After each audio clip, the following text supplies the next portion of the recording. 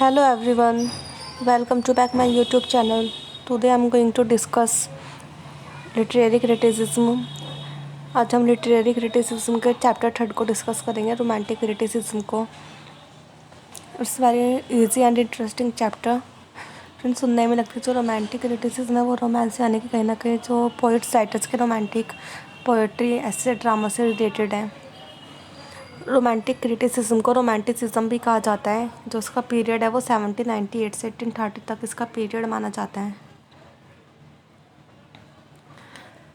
इस पीरियड से पहले जो एनलाइटनमेंट एज थी उसके जो कुछ राइटर्स थे वो एक्सेप्ट करते हैं, इस बात को मानते हैं कि जो इस पीरियड के जो लोग हैं वो बहुत ही केयरलेस हो रहे हैं, उनको वापस आर्ट एंड लिटरेचर की तरफ वापस लाना चाहिए। 1798 1830 का जो पीरियड था रोमांटिक क्रिटिसिज्म का, इसमें 1830 में जो क्वीन विक्टोरिया थी वो आकर इंग्लैंड की धरती पर जब तक नहीं बैठ जाती, इसलिए उस टाइम का ये रोमांटिक क्रिटिसिज्म का पीरियड माना जाता है। The romantic period, the publication of Wordsworth and Coleridge lyrical plots in 1798 marks the beginning of the romantic period in English literature. जो पब्लिकेशन हुआ था वर्ड्सवर्थ एंड कॉलेज की जो पोएट्री का वो लाइरिकल प्लॉट्स 1798 में पब्लिश हुई थी, marks the beginning of the romantic period in English literature में। The major figures of the period included, इस पीरियड के जो मेजर फिगर के जो राइटर्स थे वो इंक्लूड होते हैं, जो राइटर होते हैं वो शामिल होते हैं इसमें। William Wordsworth, Samuel Taylor, Coleridge, George Gordon, Lord Byron, P B. Shelley and John Keats. The periods end is generally recognised as 1832। इस पीरियड के एंड में जो जनरली 1830 के रूप में रिकॉग्नाइज हुआ था। The year of the death of sir Walter Scott, इस ईयर के दौरान जो सर वॉल्टर स्कॉट की डेथ हुई थी। And the passage of the first reform bill in parliament, इस पैसेज का जो फर्स्ट रिफॉर्म हुआ था वो बिल पार्लियामेंट में हुआ था। द रोमांटिक पीरियड 1798 से 1832 के जो उसके फैक्ट्स हैं उस पर हाईलाइट डालते हैं। Romanticism arises as a response to social and economic changes caused by the industrial revolution। Romanticism arises एक रिस्पॉन्स के रूप में सोशल और इकोनॉमिक चेंजेस के लिए हैं जो caused by the industrial revolution. जो सोशल और इकोनॉमिक थे उसमें जो चेंजेस के कारण हुए थे वो इंडस्ट्रियल और रिवॉल्यूशन के कारण हुए थे, क्रांति के कारण हुए थे। Wordsworth and Coleridge publish lyrical plots in 1798। जो वर्ड्सवर्थ एंड कॉलेज थे उन्होंने लाइरिकल प्लॉट्स को 1798 में पब्लिश किया था, रोमांटिक एरा के स्टार्टिंग में। Keats, Byron and Shelley writer the greatest poems in the early 19th century. ये जो राइटर्स इन्होंने अपनी 19th की सेंचुरी में अपनी ग्रेटेस्ट पोएम्स को लिखा था। द रोमांटिक मूवमेंट में जो कुछ राइटर्स थे, पोइट्स थे, उन्होंने वो अपने पोएट ड्रामा ऐसे ये सब अपनी इमेजिनेशन पर लिखते थे, ब्यूटी ऑफ नेचर के बारे में लिखते थे, उसमें अपने व्यूज़ और थॉट्स लिखते थे। The romantic focus on the imagination, romantic criticism में रोमांटिक फोकस जो है वो इमेजिनेशन पर है। वो सा direct reaction to 18th century, जिसका डायरेक्ट रिएक्शन था वो 18th सेंचुरी के लिए था, नेशनलिज्म पर था। And specifically against the French revolution and the industrial revolution, जो स्पेसिफिकली जो इंडस्ट्रियल रिवॉल्यूशन और फ्रेंच रिवॉल्यूशन के अगेंस्ट था। इस टाइम रोमांटिसिज्म के जो राइटर थे, उस टाइम के फेमस राइटर थे, उनके बारे में हम डिस्कस करेंगे। रोमांटिक क्रिटिसिज्म को रोमांटिसिज्म भी तो कहा ही जाता है, अभी हमने डिस्कस किया था। Generally romantic period is known as the period of imagination. Generally जो रोमांटिक पीरियड है वो इमेजिनेशन के रूप में भी जाना जाता है। Beauty of nature, emotions, personal feeling के रूप में भी ये रोमांटिक पीरियड जाना जाता है। The period from 1780 to 1830 is known as romantic period in the history of English literature. जो ये पीरियड है वो 1718 से 1830 में रोमांटिक पीरियड के रूप में जाना जाता है इंग्लिश लिटरेचर की हिस्ट्री में। So 18th century is the period of romanticism. Romanticism का जो पीरियड है वो 18th सेंचुरी 18वीं शताब्दी का पीरियड है। बिफोर 18th सेंचुरी से पहले के जो राइटर्स थे यानी कि 17th सेंचुरी के जो राइटर्स थे, पोएट्स थे, wrote their works related to historical, political and social theme. वो अपने वर्क्स हिस्टोरिकल, पॉलिटिकल और सोशल थीम से रिलेटेड लिखा करते थे। But during the end of 17th century a new type of poet came in the field of literature. लेकिन 17th century के अंत के दौरान जो कुछ न्यू टाइप के पोएट थे, उन्होंने इंग्लिश की फील्ड में वो आए थे, इंग्लिश लिटरेचर की फील्ड में आए थे। They applied their thrown imagination and feeling in their poem. उन्होंने अपना जो सिंहासन था, इमेजिनेशन थी, उनकी जो फीलिंग थी, उन्होंने वो सब अपने पोएम्स में लिखी थी। When Wordsworth published preface to the lyrical pearls. जब वर्ड्सवर्थ ने पब्लिश किया था अपना famous work preface to the lyrical pearls, then new forces come in the mind of other poet. तब न्यू फोर्सेस यानी कि जो न्यू थिंग्स, आइडियाज़ थे, वो अदर पोएट्स के और अन्य पोएट्स के माइंड में आए थे एक रिजल्ट के रूप में। ऑफ इट मैनी पोएट्स सच, एक जैसे कुछ राइटर्स थे पी बी शैली के रूप में या कॉलेज के रूप में, John Keats and other begin to their poems on the basis of imagination, emotion, personal matters, political and beauty of nature। तो उन्होंने जो उनके वर्क थे, उन्होंने वो सब अपने पोयम में लिखा था। Imagination, emotion, personal matters, political and beauty of nature को इन्होंने अपने पोएम्स में लिखा था। Romantic criticism ignores the old rules. Romantic criticism old rules को इग्नोर करता है न्यू लिटरेचर में, एंड न्यू रूल्स को अप्लाई करता है। It is in the impressionists and individualistic. ये इम्प्रेशनेट्स एंड इंडिविजुअलिस्टिक है। Romantic criticism is creative, it is the result of imagination. The romantic criticism believe in the free thinking. Romantic criticism creative है, ये इसका जो result है वो imagination के रूप में जो राइटर है, पोएट है, वो सब अपनी जो पोएट ड्रामा इससे लिखते थे वो इमेजिनेशन पर ही इसको लिखते थे। रोमांटिक क्रिटिसिज्म में जो रोमांटिक क्रिटिसिज्म है वो फ्री थिंकिंग पर बिलीव करता है। Now we will discuss the chief features of the romanticism. It's most important, it comes every year in your exam. Let's start. Romantic criticism ignores rules whether of Aristotle और Horace और not the French. जो romantic criticism है वो old rules को ignore करते हैं, चाहे वो एरिस्टोटल के हो, चाहे होरेस को, या फिर वो फ्रेंच से रिलेटेड हो। Romantic criticism emphasized that work of literature should be just on the basis of impression। Romantic criticism बल देता है, जोर देता है, यानी कि महत्व देता है लिटरेचर के वर्क को, जो न्यायाधीश होना चाहिए, जो न्याय जज होना चाहिए, बेसिस ऑफ इम्प्रेशन के बेसिस पर होना चाहिए। Third point, romantic criticism is impressionistic and individualistic. Romantic criticism प्रभाववाद या फिर व्यक्तिगत है। Fourth point, romantic criticism is creative in nature. ये रोमांटिक क्रिटिसिज्म नेचर में क्रिएटिव है। Fifth point, freedom of inquiry is key note of romantic criticism. जो freedom है वो एक की नोट है इंक्वायरी की रोमांटिक क्रिटिसिज्म में। Six point, emphasis is late on imagination and emotion and not on reason and good sense. जो emphasis है वो जोर देता है इमेजिनेशन पर और उसके इमोशंस पर, ना कि रीजंस और गुड सेंस पर। यानी कि जो पोएट्स, राइटर्स हैं, वो अपनी जो पोएम लिखते हैं, ड्रामा लिखते हैं, लिखते हैं, क्रिटिसिज्म को लिखते हैं, वो उस टाइम के वो अपनी ये सब इमेजिनेशन और इमोशंस पर लिखते थे, ना कि रीज़न के ऊपर लिखते थे, ना ही गुड सेंस के ऊपर लिखते थे। उस मतलब वो रियल स्टोरी नहीं लिखते थे, वो इमेजिनेशन करते थे उस चीज़ को, तब वो उसको लिखते थे। Next point is romantic criticism is as main the result of imagination as work of literature.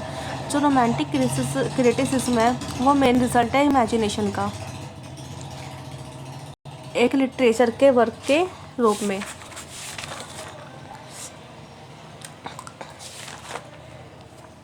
उस टाइम पे 3 इम्पोर्टेंट हिस्टोरिकल रिवॉल्यूशन हुए थे, ऐतिहासिक क्रांति हुई थी उस टाइम पे। फर्स्ट फ्रेंच रिवॉल्यूशन, इस टाइम के रिवॉल्यूशन में रोमांटिक क्रिटिसिज्म पर काफ़ी गहरा प्रभाव पड़ा था। Second industrial revolution, third is American revolution. Industrial revolution England में हैपन हुआ था, एंड अमेरिकन रिवॉल्यूशन इस टाइम पर अमेरिका आज़ाद हुआ था। America was free at this time. And first generation of romantic poet, उस टाइम पे जो फर्स्ट जनरेशन थी रोमांटिक पोइट के, जो फेमस पोइट्स थे, उनको हम अभी डिस्कस करेंगे। First is Thomas Gray, second William Blake, John Keats, Lord Byron, Percy Bysshe Shelley. Now we will talk about the big poets in the first generation. जो first generation के big poet है, बड़े poet है उस time की, वो हैं Robert Southey, Samuel Coleridge, William Wordsworth. ये काफ़ी फेमस पोइट्स हैं और बिग पोइट्स हैं फर्स्ट जनरेशन के रोमांटिक पोइट के। They call the lack poets, ये लैक पोइट्स कहलाते हैं। इन तीनों को लैक पोइट्स कहा जाता है because they lived in the lake streets, क्योंकि वो लैक स्ट्रीट्स में रहते थे। रोमांटिसिज्म में हम एस टी कॉलेज की बात करेंगे, जिनका महत्वपूर्ण योगदान है इसमें। He was imaginative man, he wrote biographical literature. He born in 21st October 1772 in England and he died in 25 July 1934 in England. इनका जो ऑक्यूपेशन है, he was a poet, critic and philosopher. इनका जो फेमस वर्क है वो है Biographia Literaria in all works. He told about his imagination in biography Literaria is criticism. वह imagination के बारे में बताते हैं बायोग्राफी लिटरेरिया में एक क्रिटिसिज्म के रूप में। बायोग्राफी लिटरेरिया एक क्रिटिसिज्म भी है। इन बायोग्राफी लिटरेरिया में जो है एस टी कॉलेज है वो फैंटेसी और इमेजिनेशन को अलग अलग बताते हैं, इन दोनों में डिफरेंस बताते हैं। कहते हैं कि जो फैंटेसी और इमेजिनेशन है दोनों ही अलग अलग हैं। Next point is when he was a student, जब उनकी स्टूडेंट लाइफ थी, उन्होंने कोलैबोरेशन किया था Charles lamb and Robert Southee के साथ। सबसे पहले वो चार्ल्स लैम्ब से मिले थे, उसके बाद वो रॉबर्ट साउथी से मिले थे और काफ़ी जनरेशन से वो प्रभावित भी हुए थे। जब अमेरिका में ट्रांसेंडेंटलिज्म आया था तो कॉलेज उससे काफ़ी प्रभावित हुए थे, काफ़ी इन्फ्लुएंस्ड हुए थे। वो बचपन से ही उनको काफ़ी सारी बीमारियां रही हैं। उनकी बीमारी के कारण उन्होंने अफीम लेना शुरू कर दिया था और वह एडिक्टेड हो गए थे अफीम के। In 1795 he met with William Wordsworth. 1795 में वो विलियम वर्ड्सवर्थ से मिले थे, जो काफ़ी फेमस थे बिकॉज ऑफ कॉलेज। वो कॉलेज की वजह से इसलिए फेमस थे क्योंकि जो उनके वर्क्स थे विलियम वर्ड्सवर्थ के, वो फेमस हुए थे कॉलेज की वजह से। The famous work of Coleridge के 3 फेमस वर्क हैं। First the rhyme of the ancient mariner, second Kubla Khan and third Christabel. In criticism Coleridge very famous work is Biographia Literaria. जो criticism में Coleridge का सबसे famous work है Biographia Literaria. In biographical he told about his literary and art. अपने इस Biographia Literaria में वो art and literary के बारे में बताते हैं। He expressed his views and thoughts on the literary and art. वो अपने व्यूज़ एंड थॉट्स पे एक्सप्रेस करते हैं लिटरेरी एंड आर्ट के बारे में। Now we will discuss about the PB. Shelley. He was one in the romantic criticism. ये romantic criticism भी थे। He wrote drama, essay and novels. इन्होंने ड्रामा, एस्से एंड नॉवेल्स लिखी थी। He got education from the Oxford university. इन्होंने Oxford university से education ली थी, but he used to write provoked essays novels and he was restricted from the university. वो काफ़ी भड़काऊ लिखते थे, इसलिए उनको यूनिवर्सिटी से निकाल दिया गया था। इनका फेमस वर्क है फर्स्ट ओzymandias, second ode to the west wind, third is to a skylark and the cloud. His essay novels other words did not printed. इनके जो एस्से थे, नॉवेल्स थे, वो प्रिंटेड नहीं किए गए थे, छापे नहीं गए थे, क्योंकि वो भड़काऊ चीज़ें ज़्यादा लिखते थे, बट उनको अंडरग्राउंड पढ़ा गया था। He was the part of political. वो पॉलिटिकल का भी हिस्सा थे, राजनीति का भी हिस्सा थे। His father was the member of parliament. उनके फादर पार्लियामेंट के मेंबर भी थे और उनको बचपन से ही साइंस में काफ़ी इंटरेस्ट रहा है। और जो राइटर्स थे वो शैली के काम से काफ़ी प्रभावित, इन्फ्लुएंस थे। उसके बाद वो ऑक्सफोर्ड यूनिवर्सिटी में पढ़ने के लिए जाते हैं। वहाँ पे वो अपने वर्क को पब्लिश करते हैं। 1811 में वो पैम्पलेट को पब्लिश करते हैं, इसका नाम था द नेसेसिटी ऑफ एथिसिज्म, नास्तिकतावाद की ज़रूरत। इन्होंने इसको विदाउट नेम, बिना नेम के ही पब्लिश कर दिया गया था, जिसके कारण जो यूनिवर्सिटी के एडमिनिस्ट्रेशन थे उन्होंने उन्हें बाहर का रास्ता दिखाया था, उनको यूनिवर्सिटी से बाहर कर दिया था, यानी कि यूनिवर्सिटी से रैस्टिकेट कर दिया था। बट उसके बाद शैली ने कहा था कि ये उन्होंने पब्लिश नहीं किया है, उन्होंने ऐसा कुछ नहीं किया, लेकिन उसके बाद भी उनको रैस्टिकेट कर दिया गया था। उनके जो फ्रेंड्स थे थॉमस जेफरसन, जो साथ में उनके साथ स्टडी किया करते थे, उनको भी यूनिवर्सिटी से निकाल दिया गया था। यूनिवर्सिटी से निकालने के 4 मंथ्स बाद, after 4 months, in the age of 19 की एज में तो शैली थे, वो एक लड़के के साथ भाग गए थे जिसका नाम हैरियट वेस्टब्रुक था। तो 16 साल के ही लड़के थे, भागकर उन दोनों ने शादी कर ली थी। जो वो हैरियट वेस्टब्रुक जो लड़की थी वो शैली की सिस्टर्स के साथ पढ़ती थी। शैली के फादर ने उन दोनों की शादी को एक्सेप्ट नहीं किया था, यहाँ तक कि वो दोनों की शक्ल देखना ही नहीं चाहते थे। शैली ने शादी तो कर ली थी, लेकिन वो अपनी शादी से अनहैप्पी थे, क्योंकि वो शादी उन्होंने अपनी मर्ज़ी से नहीं की थी, क्योंकि हैरियट जो वेस्टब्रुक थी वो उनको मरने की धमकी देने लगी थी और वो परेशान भी बहुत थी, इसलिए शैली को उनके साथ शादी करनी पड़ी थी। शादी के बाद शैली बहुत अनहैप्पी थे और वो अपनी मैरिड लाइफ से खुश नहीं थे, अनहैप्पी थे, और वो अपनी ब्लेम करते थे अपनी वाइफ को कि उन्होंने उनसे शादी उनकी मनी के लिए की है, उनके पैसों के लिए शादी की है। तो वो अपना घर छोड़ के चले जाते हैं अकेले ही, अपनी वाइफ वगैरह को छोड़ के, और वो ही cam in the contact of William Godwin, वो विलियम गॉडविन के कॉन्टेक्ट में आते हैं। उनकी एक डॉटर होती है जिसका नाम मैरी गॉडविन होता है। वो ये काफ़ी ब्रिलियंट एंड ब्यूटीफुल लड़की होती है। जब पी शैली इनसे मिलते हैं तो वो, जब उनकी उससे मुलाकात होती है तब वो उनकी खूबसूरती देख के पागल हो जाते हैं और उन प्यार में गिर जाते हैं, उनके ही ड्रीम्स में, और वो उसको पाना चाहते हैं, उससे शादी करना चाहते हैं। तब वो मैरी गॉडविन के सामने शादी का प्रपोजल रखते हैं, बट वो एक्सेप्ट नहीं करती। उसके बाद जो शैली होते हैं वो उनको मरने की धमकी देने लगती है कि अगर वो उससे शादी नहीं करेगी तो वो मर जाएंगे। उसके बाद वो उनका प्रपोजल एक्सेप्ट कर लेती है, अग्री हो जाती है, और वो दोनों भाग जाते हैं स्विट्ज़रलैंड में, और वहाँ भाग, और जब वो भागते तो वो मैरी गॉडविन की सिस्टर भी होती है, वो भी उनके साथ जाती है। बट कुछ दिन बाद वो तीनों स्विट्ज़रलैंड से वापस आते हैं। उसके बाद जो उनके पिता होते हैं मैरी गॉडविन के, विलियम गॉडविन, वो बहुत ही एंग्री होते हैं, बहुत ही गुस्सा होते हैं। वहाँ से वापस लौटने के बाद पी शैली अपना फर्स्ट मेजर वर्क लिखते हैं, अलस्टर और the spirit of solitude. Harriet Westbrook जो उनकी वाइफ होती है, शैली की फर्स्ट वाइफ होती है हैरियट वेस्टब्रुक, वो उनका फेयर के बाद सुन के वो सुसाइड कर लेती है, पानी में डूब के मर जाती है। उसके बाद शैली मैरी गॉडविन के साथ शादी कर लेते हैं और वो अपनी लाइफ सेटल कर लेते हैं। विलियम वर्ड्सवर्थ 1770 to 1850, 1770 में इनका जन्म हुआ था एंड इनकी डेथ 1850 में हुई थी। Romanticists show the profound admiration and love for nature. The leading romantic writers include Black, Wordsworth, Scott, Shelley and Keats in England. जो लीडिंग रोमांटिक राइटर्स हैं वो इंक्लूड होते हैं Blake, Wordsworth, Scott, Shelley and Keats in England. Capitalist industrialization brought suffering and poverty to working class. जो capitalist industrialization के जो suffering होते हैं, जो प्रॉब्लम्स होती हैं, वो पॉवर्टी लोगों के लिए, वर्किंग क्लास लोगों के लिए आती हैं। ऐसा protest against the industrial revolution, जिसमें एक प्रोटेस्ट होता है अगेंस्ट के रूप में इंडस्ट्रियल रिवॉल्यूशन के लिए। Romantic writers look to the middle ages. जो रोमांटिक राइटर्स होते हैं उस टाइम के, वो मिडल एजेस की तरफ देखते हैं।